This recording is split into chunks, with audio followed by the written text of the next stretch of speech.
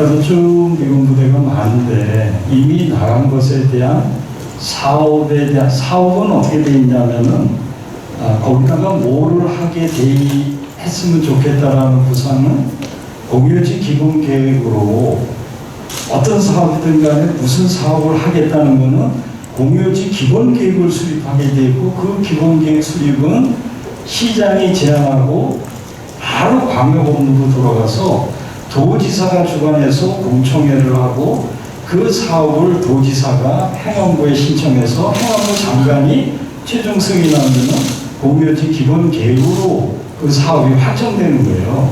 그래서 무슨 사업 하겠다는 거는 그 사업이 이미 결정됐음을 그렇게 이해하시고, 지금 질문의 요지는 캠프 카이를 사업자가 제안하는 사업으로 하려고 그러고 제3자 공모 방식으로 안 하려고 그러는데 무슨 이유가 있는지 설명해 주세요. 여기 질문의 요지였어요.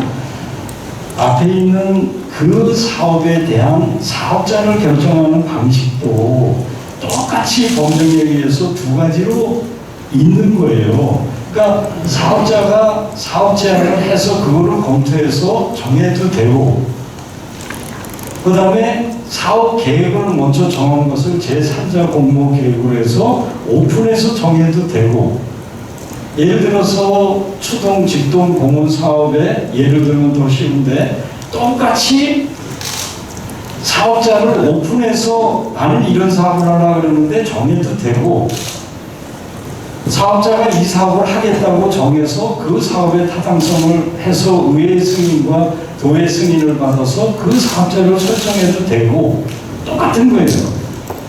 실제적으로 추동공원은 사업자가 내가 추동공원의 사업을 하겠다고 사업 제안을 해서 그런 과정을 거쳐서 우선 사업자가 결정해서 추동사업을 했던 거예요.